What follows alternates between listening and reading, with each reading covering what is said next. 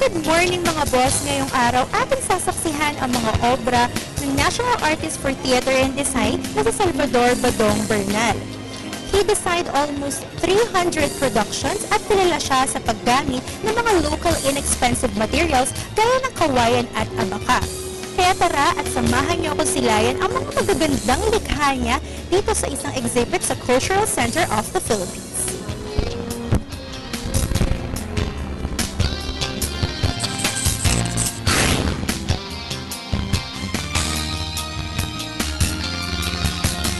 Kasama po natin ngayon ang kanang kamay ni Sir Badong nung siya pa ay nabubuhay, si Ma'am Maria Arcega. Good morning, boss po. Pagdating po sa kanyang mga gawa, masinsin po ba siya? Paano po siya pagdating sa kanyang mga gawa? Ay, si Mr. Bernal, perfectionist yan. Yun lang ang masasabi ko, perfectionist.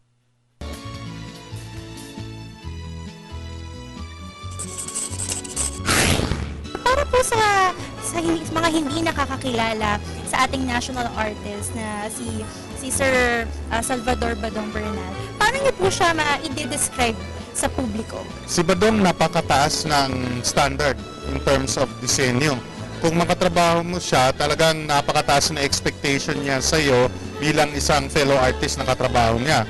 Kaya kita mo naman sa mga disenyo niya, talagang kakaiba at saka kitang-kita mo yung sinsin ng kanyang gawa in terms of mga detalye, in terms of research.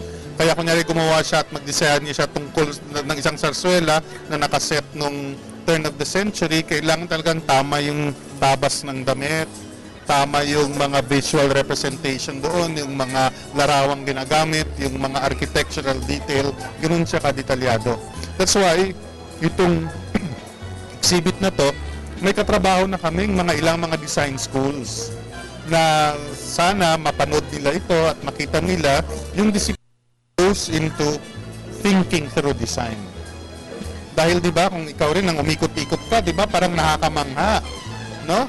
Nakakamangha yung pagkamalikhain ni Salvador Bernal bilang isang set designer at costume designer.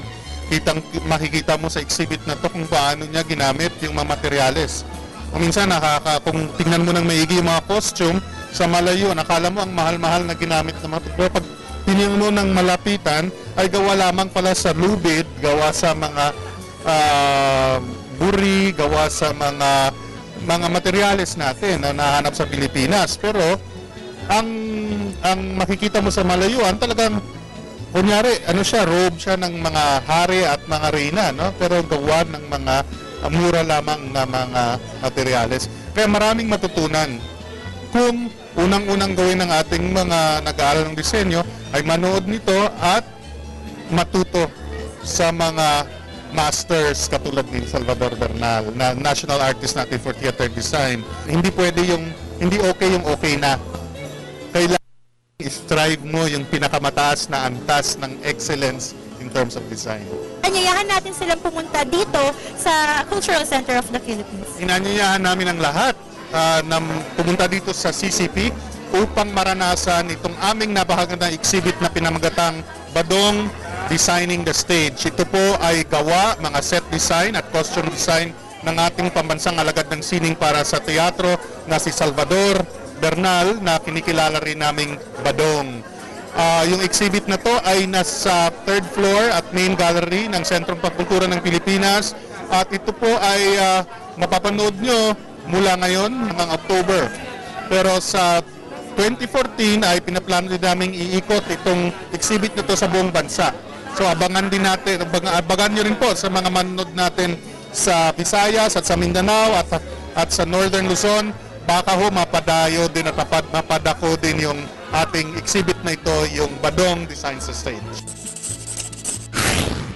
Ito ay isang retrospective exhibit na nag-highlight ng Bernal's various designs pagdating sa theater, ballet, opera at film simula 1970s hanggang sa siya ay pumanaw noong 2011.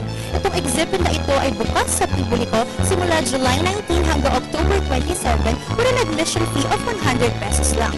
Kaya tala at halina't experience natin ang mga prestihiyosong gawa ng ating isang father of the theater design in the Philippines na si Salvador Badong Bernal. Leilin Caraga para sa Cultural Review.